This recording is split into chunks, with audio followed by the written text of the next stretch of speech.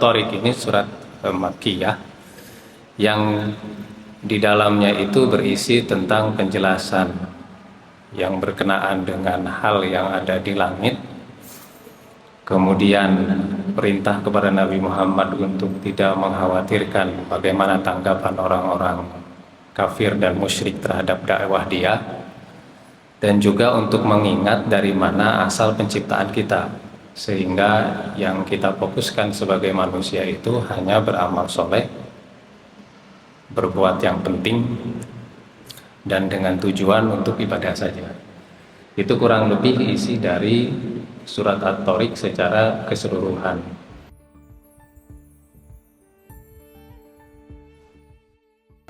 Assalamualaikum warahmatullahi wabarakatuh.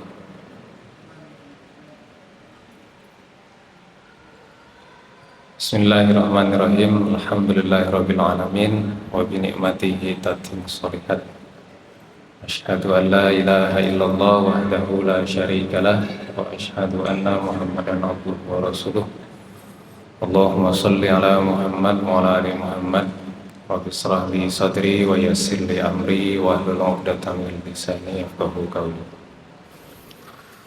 Bapak Ibu jamaah sekalian yang berbahagia, kita lanjutkan tadabbur kita di surat berikutnya, yaitu surat At-Tariq. Ya, seharusnya ini surat sebelumnya ya.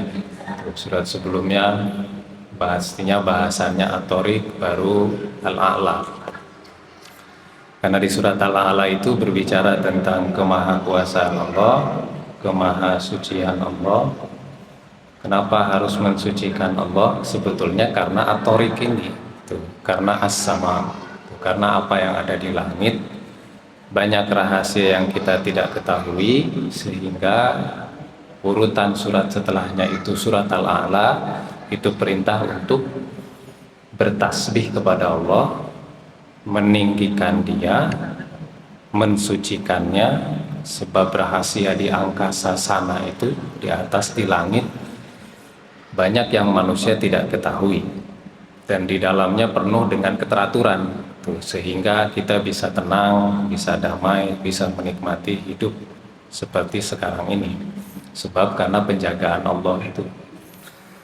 Ya, maka karena hal-hal demikianlah surat Al-A'la itu meminta kita untuk bertasbih kepadanya.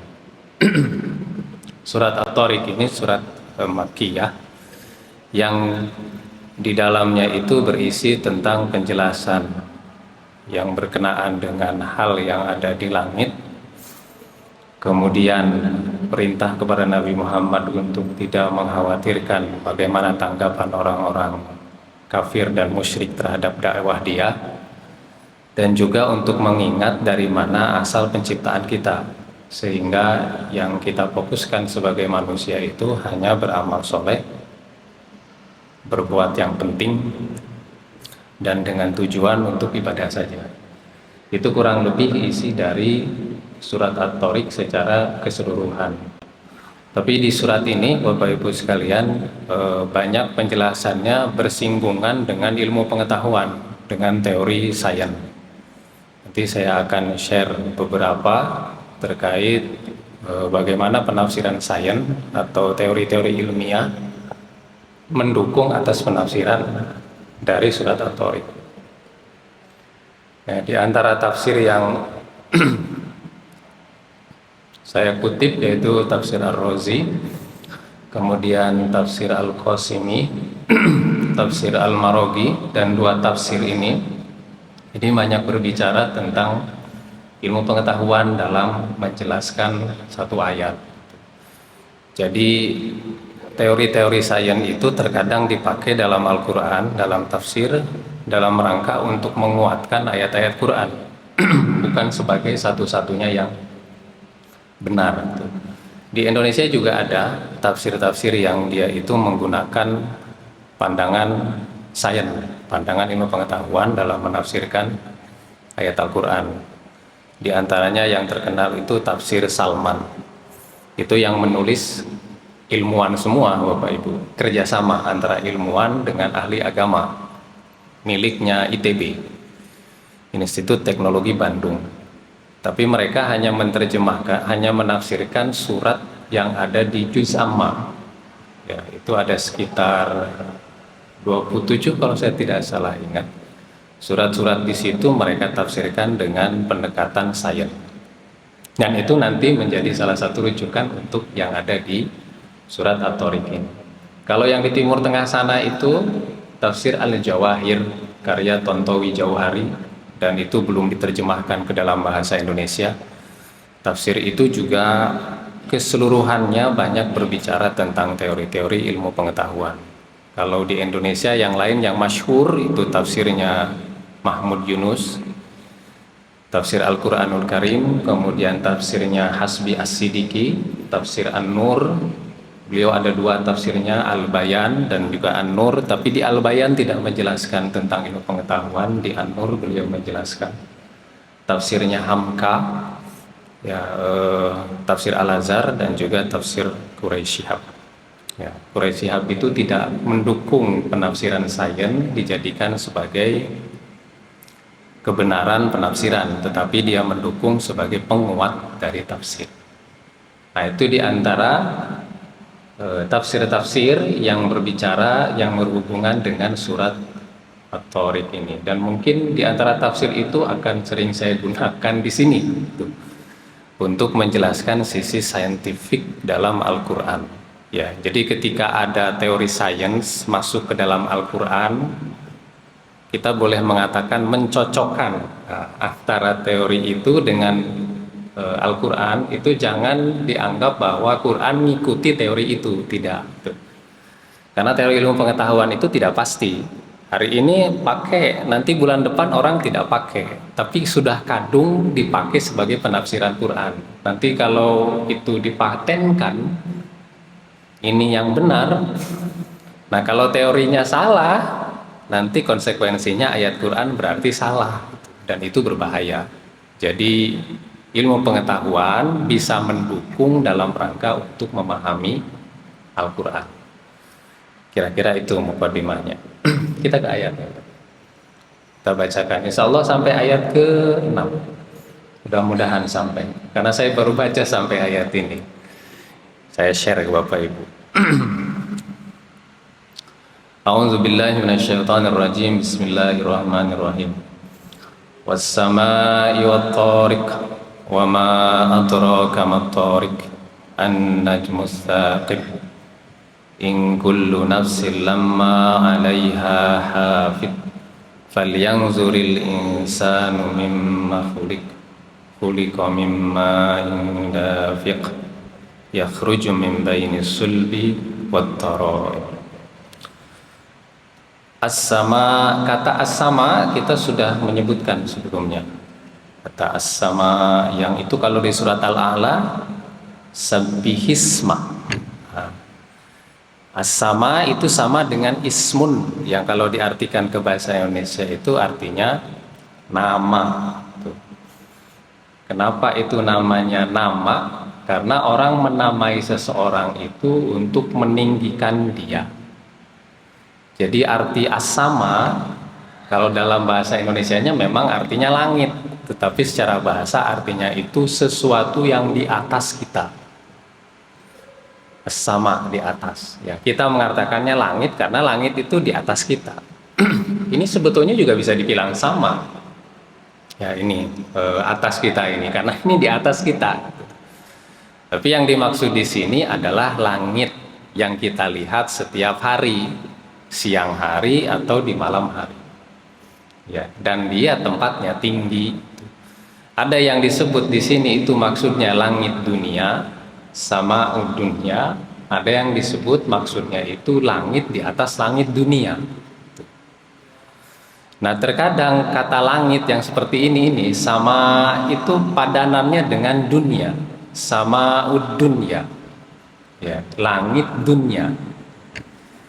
Tapi kadang-kadang dia tidak dipadankan dengan kata dunia, dipadankannya dengan kata ardi. Ardun, dunia itu dunia atau bumi, ardun itu ya artinya juga bumi. Tapi tapi bentuk samanya bukan tunggal, ini bentuknya tunggal. As-sama Jadi sama secara keseluruhan. Biasanya Allah menyebutkan sama begitu untuk menyebutkan rezeki yang turun atau keistimewaan yang ada di situ. Kalau dia menyebutkan samawat, dia ingin menyebutkan tingkatannya itu banyak. Makanya dipadankannya dengan ardun. As-samawat wal ard. Ya, kalau dunia dipadankannya dengan ini. As-sama ad-dunya. Nah, di sini tapi tidak disebut dunia. Di sini disebutnya at-tariq. Was-sama'i wat-tariq. Apa artinya tariq? Kalau sama itu tadi sudah jelas artinya langit. Kalau tariq artinya secara bahasa itu mukul, memukul. Apa ini maksudnya? Langit memukul. Ya, tapi arti yang lain ada, itu secara bahasa. Kita lihat secara bahasa dulu. Kalau secara makna memang torik itu artinya jalan. Jadi ada jalan itu dalam bahasa Arab tidak cuma ini. Ya, dia disebut torik, jalan, dia disebut syari, dia disebut sirat. Nah, itu tiga ini. Dan semua artinya itu jalan. Kalau torik itu jalannya sempit, cuma dilalui oleh sedikit orang. Itu torik. Kalau syari jalan, tapi dia menuju oase. Ya, di padang pasir nggak ada air, ada satu jalan menuju kepada air tersebut, maka jalan itu bukan disebut torik, tapi disebutnya syari. Makanya salah satu ajaran Islam setelah tauhid itu namanya syariah. Syariah itu jalan menuju oase kehidupan. Karena di sana nanti kita diatur hidup kita di dunia dan bagaimana mencapai akhirat. Itu jalan untuk kebaikan manusia itu. Itu disebutnya bukan torik, tetapi disebutnya syari. Karena syariah itu mengatur kehidupan manusia menjadi lebih baik. Ada yang kedua, ada yang ketiga namanya jalan juga diartikannya sirat. Kalau sirat itu jalan yang lebar sekali dan dia tujuannya cuma satu. Orang masuk, nah jalan tol itu sirat. Jalan tol itu disebutnya sirat. Karena kita masuk di pintu yang satu, nanti keluarnya di pintu tertentu. Dan di jalan tol itu tidak cuma satu kendaraan, model kendaraan itu banyak sekali di situ. Dari Toyota, nah, Toyota aja udah macam-macam kan, ya. Dari Daihatsu ya, dari macam-macam. Udah dari truk gede, truk kecil ada di situ semua. Ya, itulah sirat. Orang yang melalui sirat itu semuanya macam-macam orangnya dan tujuannya satu, ke surga itu. Nah, tapi di sini tidak disebut was-sama'i was-sirat, tidak disebut was-sama'i wasyari, tapi disebutnya was-sama'i wat-tariq. Itu secara makna. Kalau secara bahasa artinya tariq itu tadi Bapak Ibu, mukul, memukul. Kok artinya bisa jalan? Bagaimana ceritanya itu bisa diartikan jalan secara makna? Karena kaki kita itu ketika berjalan memukul bumi. Tok, tok, tok, tok. Bapak Ibu dari rumah situ misalkan dekat datang ke sini ini itu mukul jalan, sendal kita itu mukul jalan. Maka disebutnya kita itu torik, sedang memukul jalan itu. Nah, kalimat yang lain seakar kata dengan itu torikoh. Nah, itu kita ikut torikoh yang mana ini? Mungkin Bapak Ibu ada yang ikut. Ya, makanya torikoh itu beda-beda kan. Ada orang tertentu di situ, tidak semuanya masuk di situ. Ada torikoh Naksabandia, ada torikoh Sazilia, itu tertentu saja di situ. Nanti dari kata itu, torik itu memukul, ada muncul kalimat lain, yaitu mitrokoh. Mitrokoh itu palu. Ya, nah sekarang kita ke sini ya. Bagaimana penjelasan dari tafsir terkait kata tariq? I'lam annahu ta'ala aksara fi kitabihi dzikrus sama wasyams wal qamar lianna ahwaliha fi ashkaliha wa sayriha wa matalibiha magharibiha ajibah. Ayat ini Bapak Ibu itu ayat qasam. Mudah-mudahan Bapak Ibu masih ingat ayat qasam. Ayat qasam itu ayat apa? Sumpah. Ya, semisal dengan ini adalah wal fajr wad duha wasyams wal lail wal adiyat. Cirinya ayat sumpah itu di depannya ada waw. Ayat pertama ini di depannya ada waw. Ya. Wassama itu ada wa-nya. Wassama iwat thoriq. Nah, di ayat-ayat sumpah kalau dia ada sumpah, ada yang disebut muqsam bih dan muqsam alaih. Ada sesuatu yang disumpahkan, ada jawab sumpahnya. Biasanya kalau Allah menyebutkan sumpah tertentu, menyebutkan objeknya, nanti di bawahnya itu ada jawab sumpahnya. Sama seperti ayat-ayat sumpah yang lain. Misalkan di surat Al-Adiyat, wal adiyati dobha fal muriyati qadha fal mughirati subha fa asarna bihi naq'a fawasat nabihi jam'a. Ini kosamnya, ini sumpah semua di surat Al-Adiyat. Jawab sumpahnya itu ayat ke-6. Antara jawab sumpah dengan sumpah ini kalau dilihat terjemahnya susah nyambunginnya. Karena ayat 1 sampai 5 di surat Al-Adiyat itu ngomong tentang kuda perang. Kuda yang berperang, lari terengah-engah sampai memercikan api di subuh hari, menaikkan debu-debu ke atas, lalu dia masuk ke kerumunan orang. Itu ayat 1 sampai 5-nya. Tiba-tiba ayat ke-6-nya, sesungguhnya manusia itu amat sangat membangkang. Apa hubungannya coba itu? Kalau dibaca diterjemah, nggak begitu nyambung. Makanya ini namanya qasam. Antara sumpah dengan yang disumpahkan nanti disambungkan di dalam tafsir. Nah, bukan kadang-kadang ya, seringkali Allah itu mengambil objek sumpah itu karena sesuatu tersebut sering dipakai oleh masyarakat Arab. Dan itu prestisius. Termasuk langit ini dijadikan objek sumpah oleh Allah. Karena memang masyarakat Arab itu seringkali melihat langit. Ya, nanti dijawab sumpahnya kita hubungkan sama dengan kuda tadi di surat Al-Adiyat. Sebab kuda itu hewan yang istimewa bagi masyarakat Arab. Dia cuma dikasih rumput, tapi dia begitu setia kepada tuannya. Sementara manusia itu dikasih lebih sama Allah, banyak yang membangkang. Itu makna keterhubungan sumpah dengan jawab sumpah. Ayat 1:5 dan ayat ke-6. Di sini juga begitu. Kalau biasanya kita kan bersumpah antara yang disumpahkan, nggak ada sambungannya. Kalau Quran tidak begitu. Dia menyebutkan benda tertentu dijadikan objek sumpah, nanti ada ketersambungan dengan jawab sumpahnya. Ya, sebelum ke sana, itu ada di ayat keempat. Ya, kita ke At-Thariq dulu. Kenapa Allah menyebutkan as-sama dalam banyak ayatnya? Karena di langit itu banyak sekali sesuatu yang ajibah, gharib, ashkal, macam-macam yang di langit itu. Banyak hal di atas sana itu yang kita nggak paham, yang kita nggak ngerti, yang kita itu di luar nalar kita nggak nyampe ke sana. Sampai sekarang para ilmuwan masih meneliti tentang sesuatu di luar bumi. Nabi Muhammad dengan sahabatnya tidak meneliti sampai ke sana. Dia datang begini saja. Ini yang meneliti siapa? Orang-orang sekarang. Dan ditemukan pada abad ke-19 tentang keistimewaan luar biasa luasnya langit tersebut. Tuh, kalau masa lalu hanya disebutkan saja langit begitu saja. Lah sekarang orang meneliti di atas itu ada apa? Profesor Agus Purwanto, ya, beliau itu punya 2 buku. Yang pertama itu ayat-ayat semesta, yang kedua itu nalar ayat-ayat semesta.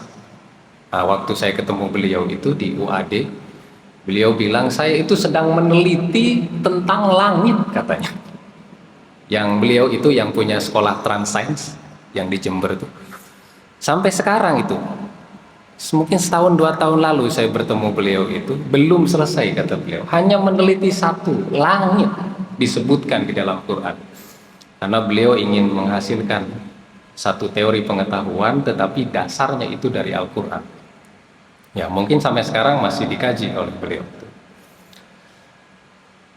Wadalil alaihi qaulul muslimin fi du'aihim na'udzubillahi min tawariqil lail. Apa yang disebut thorik juga adalah tadi arti asalnya memukul, berjalan. Arti yang lainnya yang disebut thorik, sesuatu yang hanya bisa dilihat di malam hari. Nah, kalau di siang hari nggak bisa kelihatan. Ya, wassama'i wattariq, dan demi langit dan sesuatu yang muncul di malam hari. Nah, itu yang dimaksud di situ.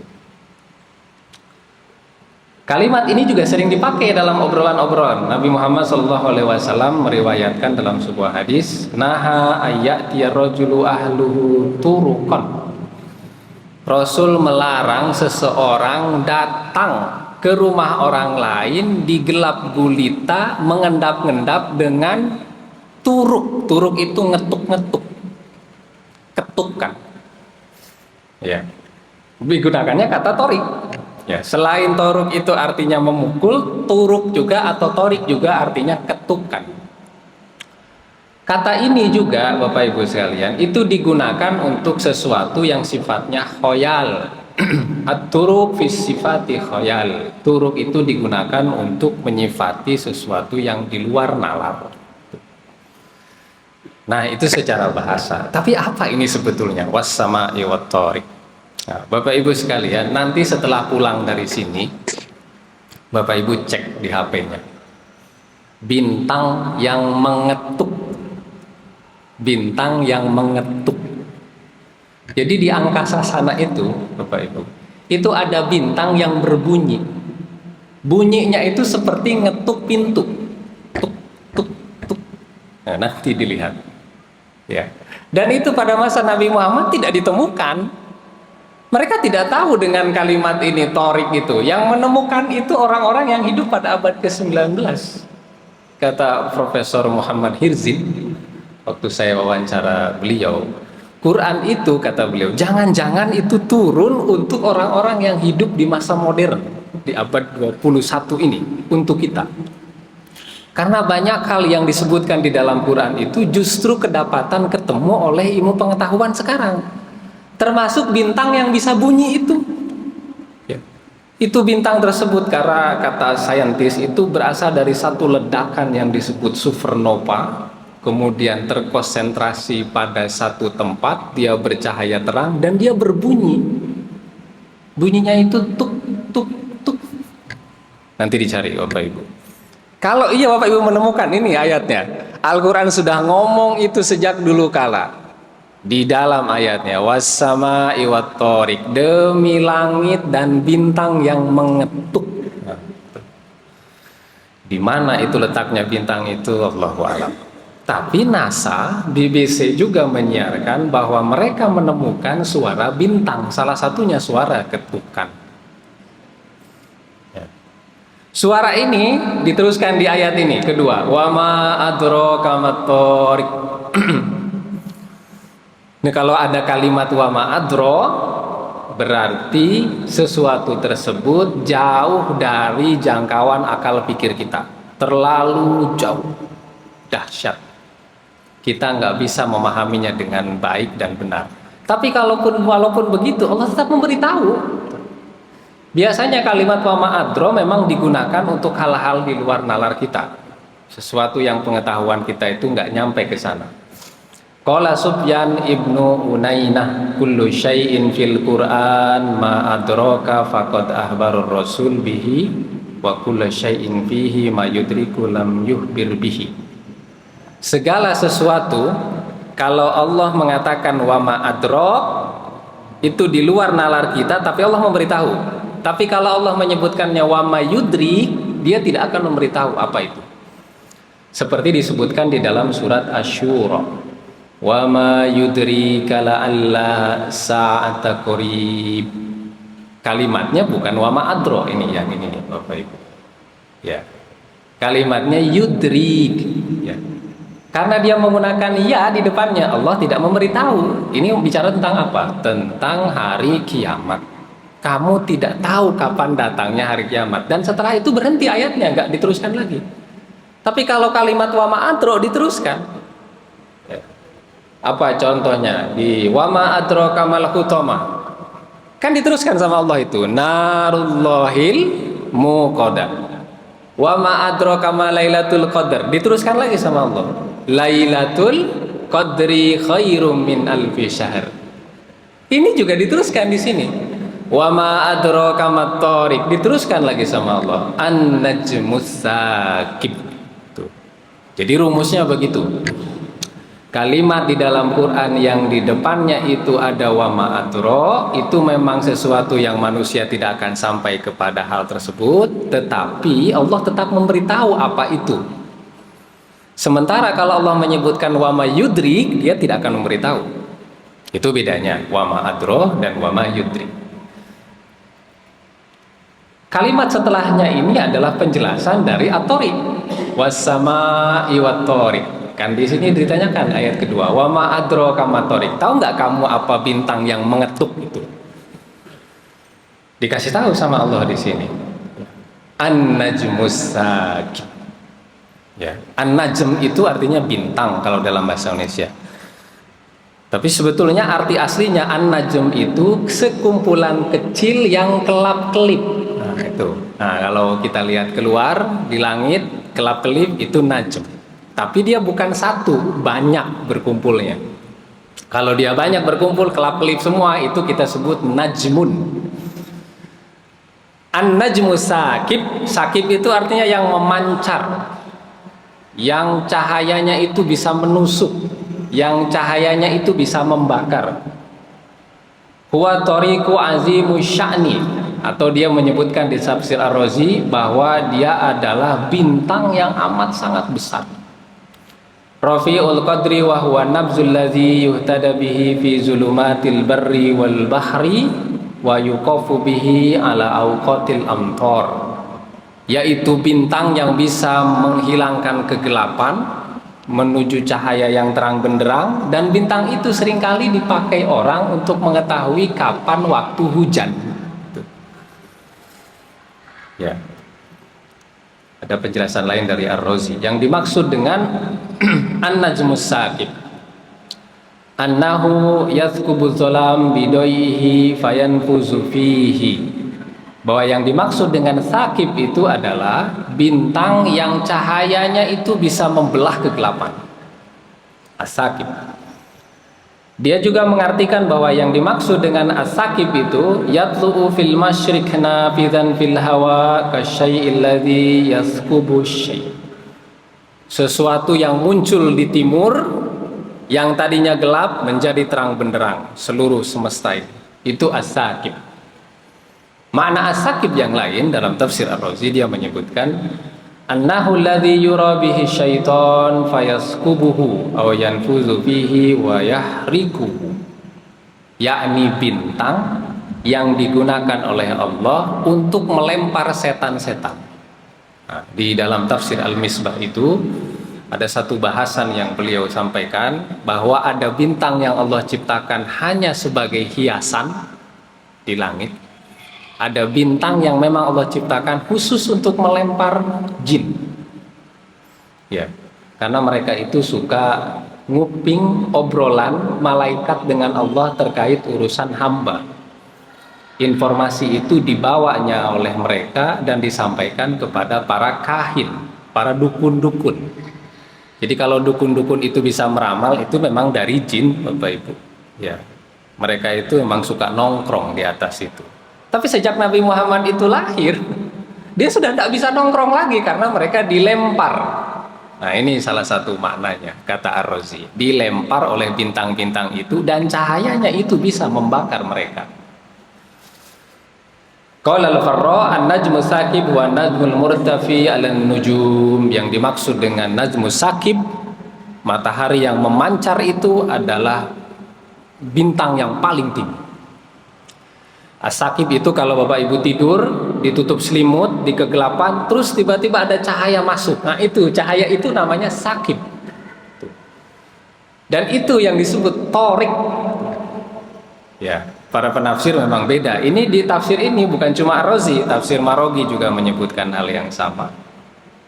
Tafsirnya Al-Qasimi juga menyebutkan yang sama. Ayat ini salah satu sebab turunnya, satu ketika Nabi Muhammad dengan pamannya Abu Thalib pada satu malam mereka duduk di luar, kemudian Abu Thalib bawa susu dan roti. Lantas Abu Thalib melihat ke angkasa, melihat ke langit. Dia melihat bintang. Saya bacakan di sini. Fabainama huwa jalisun ya'kulu idzin hatta najmun famtala'a ma'an. Summa syai'in hadza. Summa ayyu syai'in hadza. Faqala hadza najmun nar. Fafazi'a Abu Thalib faqala ayyu syai'in rammi bihi wa huwa ayatun min ayatillah. Waktu melihat bintang yang bercahaya dengan api itu, kemudian Abu Thalib bertanya kepada Nabi Muhammad, ini bintang apa? Ini ditafsir, diartikan, itu komet. Ditafsir Bapak Ibu. Bintang itu. Di sini kalau dia lihat artinya, huwa najmun nar. Najmun nar itu adalah bintang yang dilapisi dengan api. Ya. Dan dia ini membawa air, famtala amaan. Bawa air. Nah, ini tafsirnya Salman yang tadi saya sebutkan. Itu menafsirkan beda ayat ini. Kalau di tafsir Ar-Razi dia tidak menyebutkan komet. Di tafsirnya Al-Marogi tidak nyebut. Di tafsir Qasimi tidak. Tapi di tafsirnya Salman, karya saintis atau ilmuwannya ITB, bahwa yang dimaksud dengan Najmus Saqib itu adalah komet. Komet itu artinya, kata mereka, itu ada dari kata koma, bahasa Yunani, artinya rambut. Karena komet itu panjang seperti rambut. Itu yang panjang itu, Bapak Ibu, itu bukan cuma api, itu di dalamnya ada air. Jadi para ilmuwan ketika mereka meneliti pecahan komet, rupanya bagiannya sama seperti air yang ada di bumi, yaitu di laut. H2O laut itu sama dengan persis dengan H2O yang ada di komet, sehingga mereka mengatakan bahwa air di bumi itu sumbernya dari langit, dibawa oleh komet itu dengan cara sakib. Sakib itu menembus ke dasar bumi sampai menjadi lubang, dan lubang itu terisi oleh air yang sekarang jadi lautan, kata mereka di dalam tafsirnya. Nah, Bapak Ibu mau percaya atau enggak ya, saya sampaikan saja. Mereka menyebutkan di tafsir itu ada satu bintang setelah Pluto, satu planet yang namanya OOT. Itu sarangnya komet berada. Di situ mereka menyebutkan bahwa bumi sebelum manusia itu ada digempur oleh 100.000 komet lebih. Dan semua komet itu membawa air. Sampai sekarang lautan terisi sebab komet itu. Saya dulu memahami hujan itu, kan Allah menyebutkannya kalau langit itu yang menurunkan hujan kan? Ya. Wa nunazzilu minas samaa'i ma'an. Kami turunkan dari langit itu air. Saya memahaminya sebelum saya membaca tafsir Salman itu, bagaimana proses hujan itu terjadi? Dengan cara matahari menyinari air laut, kemudian menguap, ngumpul di awan, hujan. Kan begitu. Kalau airnya itu belum ada, dari mana itu air laut terisi? Dari mana? Bisa aja kita bilang, oh itu kun fayakun Ustaz. Sudah jadilah maka jadi. Jadi Allah itu menjadikan semesta ini, itu ada salah satu bentuk ilmiahnya yang bisa dicari oleh manusia. Salah satunya oleh para saintis ini. Jadi saya pikir ketika saya membaca tafsir Salman itu, mereka hendak mengatakan bahwa dulu air itu tidak ada di bumi. Dari mana air itu datangnya? Dari langit. Dibawa oleh komet yang terus-terusan datang ke muka bumi itu. Karena di sana dingin, ketika dia mencapai batas garis dengan matahari menjadi mencair. Cairnya itu sampai ke bumi. Terisilah lautan itu sekarang. Ya. Sumbangan komet kepada bumi itu adalah air. Salah satunya itu adalah air laut. Ini tafsiran Salman menyebutkan begitu. Itu yang dimaksud dengan An-Najmus Saqib. Air itu tidak akan mungkin ada di bumi kalau tidak ditembus. Yang bisa menembusnya itu adalah bintang-bintang tadi itu. Tapi dia nggak cuma tembus, dia langsung bawa air juga. Kenapa ke bumi tidak ke planet yang lain? Kalau dia jatuhnya di Venus, nggak bisa karena di sana terlalu panas, menguap terus. Jatuhnya ke Mars juga tidak bisa karena gravitasinya terlalu tinggi, menguap lagi. Yang hanya bisa menampung air dari komet itu, gravitasinya tetap hanyalah bumi. Tuh. Nah, baru sekarang jawab sumpahnya disebutkan di ayat setelahnya. An-Najmus Sakib. Nah, dia. In kullu nafsin lamma 'alaiha hafid. Tadi di ayat pertama, kedua, ketiga ini sumpahnya. Was-sama'i wat-thariq wa ma adraka mat-thariq an-najmus sakib. Tadi saya sampaikan kalau Allah bersumpah maka dia pasti menyebut jawab sumpah. Jawab sumpahnya itu adalah ayat keempat. In kullu nafsin lamma 'alaiha hafid. Pertanyaan kita, hubungannya ini kalau diartikan kan setiap jiwa itu ada penjaganya. Apa hubungannya ayat keempat yang dia itu jawab sumpah dengan sumpah Allah tadi itu di ayat 1 sampai 3? Kenapa ayat 1 sampai 3 ngomong langit dan bintang, sekarang ayat keempat Allah ngomong nafsun, jiwa manusia ada penjaganya. Hubungannya apa? Apakah ini sesuatu yang berbeda atau ada sesuatu yang sama juga? Nah, sebelum ke situ, Tafsir Ar-Razi dia menyebutkan kalau ayat ini dia fokusnya di kata hafid ini. Setiap nafsun, setiap jiwa itu ada penjaganya. Tapi ayat itu tidak menyebutkan siapa penjaga dan yang dijaga itu apa. Lalu Ar-Razi menafsirkan bahwa penjaganya itu dua. Pertama itu Allah, dia mendukung pendapatnya itu dengan surat Fatir ayat ke-41. Innallaha yumsikus samawat wal ard an tazula. Yumsik itu artinya memegang. Allah memegang langit, kan? Ini lihat Bapak Ibu. Padanannya itu dengan arti samawat. Tadi saya bilang di awal. Kalau sama dengan dunia, kalau samawat ini jamak dengan ardun padanannya, temannya itu. Bahwa Allah memegang langit yang di atas itu dengan bumi antajula, dia tidak bergeser. Kalau Allah memegang artinya Allah sedang menjaga. Ini kita di semesta ini satu dengan yang lainnya, galaksi itu tidak saling bertabrakan. Bulan nggak nabrak bumi, bumi nggak nabrak matahari, bumi nggak nabrak planet lain, semuanya ngambang. Kalau di surat As-Sabis itu sabbaha, semua ngambang pada tempatnya. Siapa yang membuatnya mengambang? Allah. Yumsik, saya pegang, kira-kira begitulah. Biar kalian itu bumi, planet lain, matahari, bulan, galaksi nggak saling tabrakan. Dalam ilmu pengetahuan, yumsik itu bahasa lainnya adalah gravitasi. Sesuai, semua berjalan pada porosnya. Ada seorang ilmuwan dari Amerika namanya Stephen Hawking. Kata dia, ini di langit yang buat ini pasti pinter. Karena kalau dia beda saja hitungannya sepersekian detik saja, tabrakan.